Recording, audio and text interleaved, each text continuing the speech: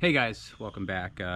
Figured I would do a walk around, talk a little bit about some of the mods that I've done on my Jeep, and so that way if you have any questions or information that you're looking for as far as how I like it, stuff like that, feel free to ask. But figured I'd kind of give you the tour. So start off here, I've got a 2018 JLU with the 2-liter turbo engine with the e-torque. So overall, I feel like it's got pretty good power for having 35s on it.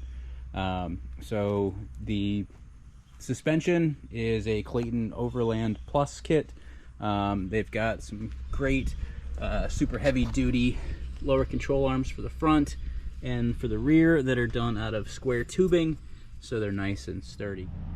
Talking a little bit more about suspension and steering, one of the components that I absolutely was super happy with after the install was the rusty steering. It's just the standard steel kit, but replacing the drag link and the tie rod was a major improvement on the actual steering of the vehicle. And then ultimately, one of the things that I get a lot of questions about when people see these are what these are. These are the Apex sway bar end link quick disconnects. Literally just a quick turn up here, and it separates the shaft from the mechanism, so that way you've got about 10 inches of travel with the sway bar there, so it makes it very convenient and quick if you're off-road and want to do some things. Did the Bilstein steering stabilizer update, so that way I've got a little bit more updated steering stabilizer instead of the standard one. And then also with the suspension, did the Fox shocks all the way around. Moving on to the front here, I've got the ARB front stubby bumper with the Warn VR10S Evo front winch with the synthetic line, and then completed with the Factor 55 flat link. And then as far as lighting, I've got the diode dynamics, which were amazing as far as nighttime brightness. Until I replaced the headlights, I had the standard halogen ones and was using these almost as headlights for a little while. So super bright and absolutely light up the road. And then also have the Oracle Oculus headlights with the standard white LED ring. Super bright, been very happy with them so far, so no complaints, and ultimately that's the front end.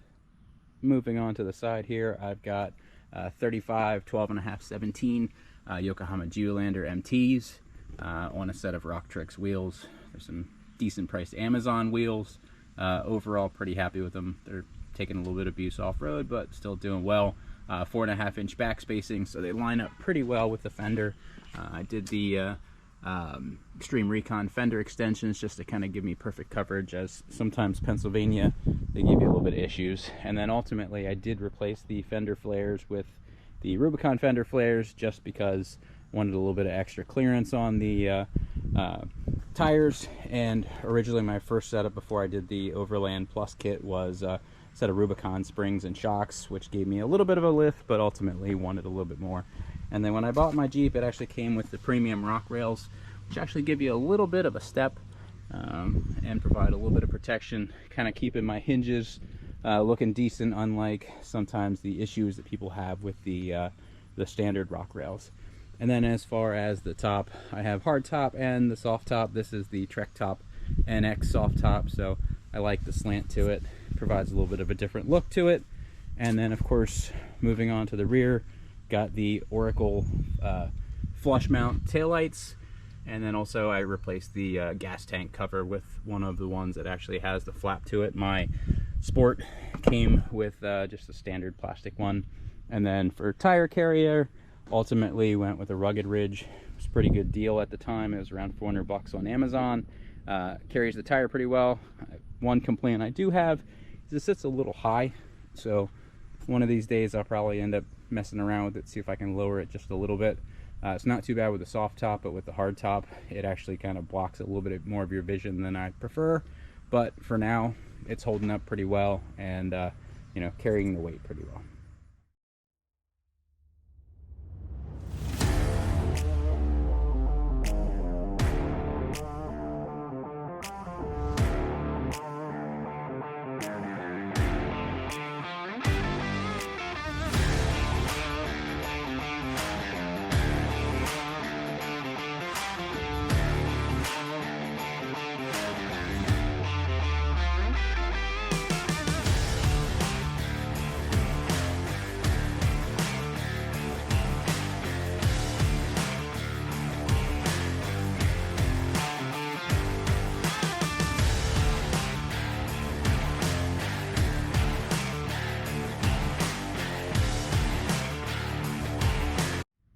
underneath, I do have the Rancho front diff skid.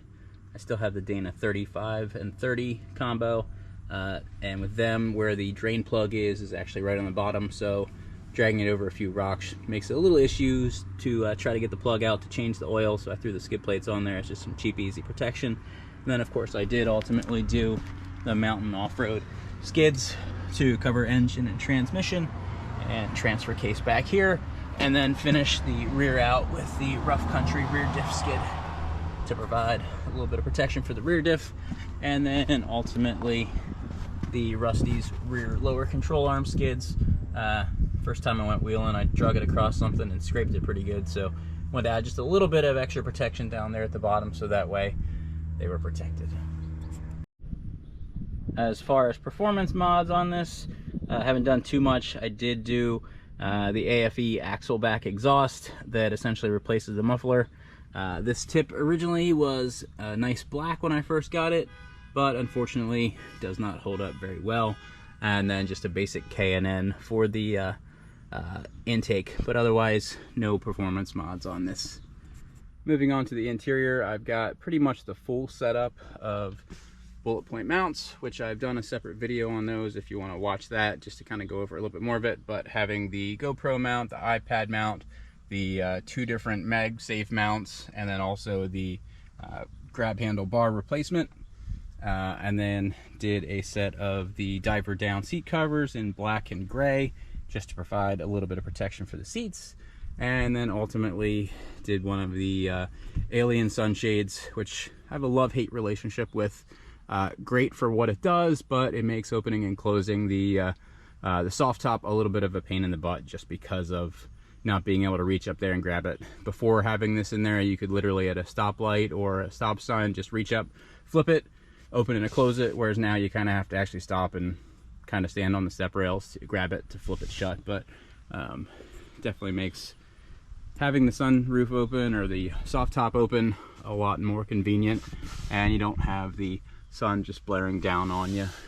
And then in the rear here, I have the Trailgator table, 2 fingers flip, and then also you've got all this space, and then you've even got a slide out cutting board and even a magnet, so you could use this for multiple different things, as far as whether you want to use it for cooking or eating, or working on your Jeep. You've got plenty of storage space and enough weight. And then also with having the updated hinge on the rugged ridge, it makes it real nice and sturdy. I don't get any type of noise or vibrations or anything like that, and literally just clip her in place and she's good. So definitely a really nice upgrade here for the rear. And then aside from that, just some basic floor mats, Quadratec in the rear, and then the standard OEM ones in the front. But that's essentially the walk around of my Jeep, guys. If you have questions or anything like that as far as some of the parts that I've installed, feel free to ask questions in the comments, and I will get back to you with what I've done, what my opinion of them and things like that are. So